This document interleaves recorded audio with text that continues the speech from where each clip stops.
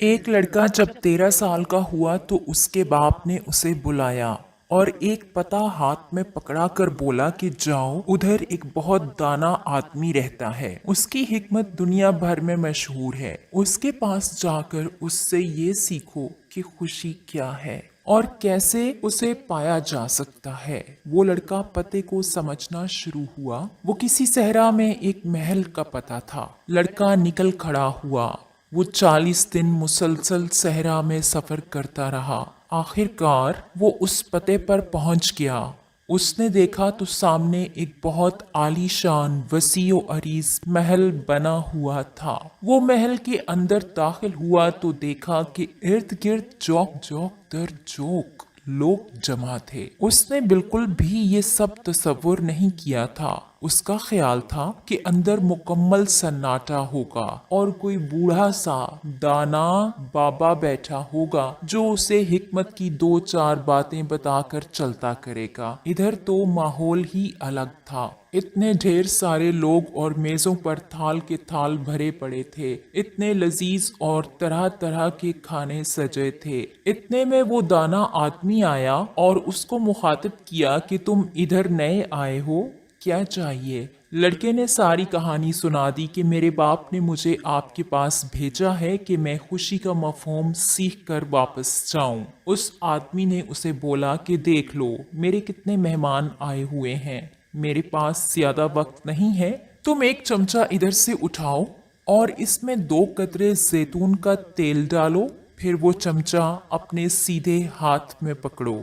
تم نے یہ تیل کسی صورت نیچے نہیں گرنے دینا۔ ساتھ میں میرا محل دیکھو، بہت خوبصورت بنایا ہے میں نے۔ شاباش، ابھی جاؤ، جب محل دیکھ لوگے تو پھر میرے پاس آ جانا، پر یاد رہے کہ تیل کی ایک بوند بھی نیچے نہ گرے۔ لڑکا گیا، میز پر سے ایک چمچ اٹھایا اور اس میں ایک پیالے سے 2 قطرے زیتون کا تیل بھر لیا۔ پھر وہ سیڑھیاں چڑھ کر اوپر گیا۔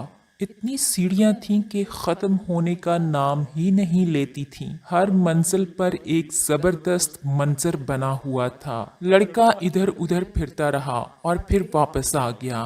اس آدمی نے اسے دیکھا تو اپنے مہمانوں سے اٹھایا اور اسے بولا، ہاں بھائی، اب ذرا مجھے یہ بتاؤ کہ تم نے کیا کیا دیکھا۔ لڑکا بولا کہ میں آپ سے جھوٹ نہیں بول سکتا، مجھے سارا وقت ان تیل کے قطروں کی فکر لگی رہی تھی اور میں کچھ بھی نہیں دیکھ پایا۔ میں اوپر گیا، نیچے آیا، کسی ایک چیز کو بھی آنکھ بھر کر نہیں دیکھ سکا۔ اس آدمی نے مسکرا کر لڑکے کو بولا کہ جاؤ، ایک دفعہ پھر سے جا کر سارے محل کا دورہ کرو۔ تمہیں پتا ہے میں نے کتنے مہنگے مہنگے اور قیمتی فانوس بچھا رکھے ہیں اور میں نے کتنے قیمتی فارسی قالینوں سے اپنا گھر سجایا ہوا ہے۔ باغ جا کر دیکھو، 10 سال لگا کر سب سے ماہر باغبان نے اسے اتنا نکھارا اور سنوارا ہے۔ میری لائبریری جا کر دیکھو، کتنی عالی شان ہے۔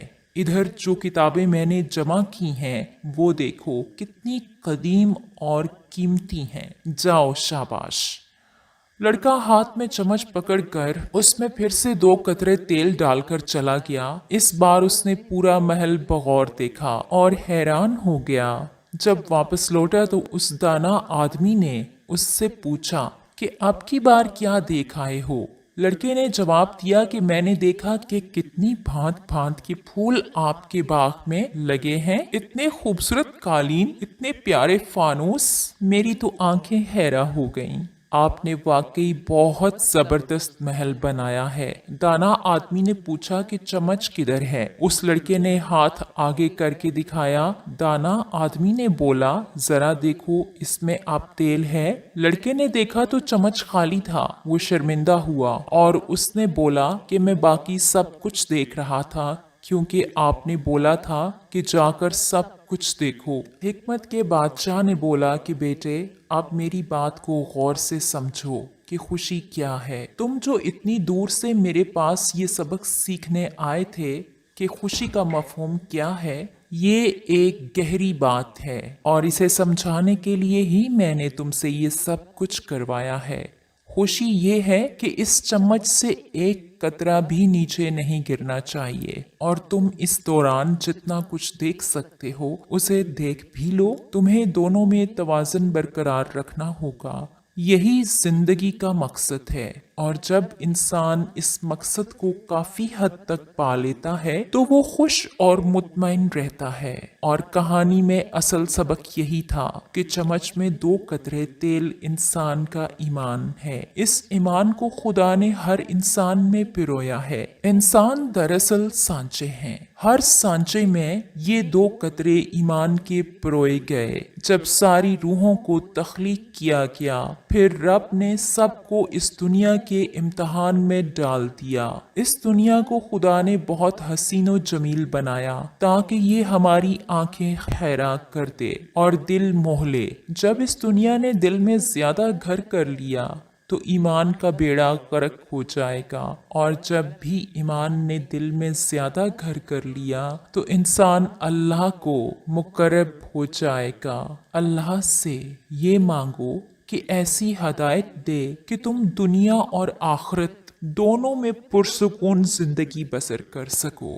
جو انسان ایمان اور دنیا میں توازن قائم کر لیتا ہے وہ قسمت کا دھنی بن جاتا ہے، اور اسے سمجھ آ جاتا ہے کہ خوشی کس نعمت کو بولتے ہیں، کیونکہ وہ اسے محسوس کر لیتا ہے جیسے اپنے پروردگار کا وجود انسان محسوس کر سکتا ہے۔ اسی طرح خوشی بھی ایک ایسا جذبہ ہے جسے حاصل کرنے کے لیے ایمان اور دنیا کی رنگینی میں توازن رکھنا پڑتا ہے۔ اگر آپ کو لگتا ہے کہ آپ کو ہمارا چینل سبسکرائب کرنا چاہیے تو ضرور کیجیے گا تاکہ آنے والی ویڈیو کا نوٹیفیکیشن آپ کو مل سکے۔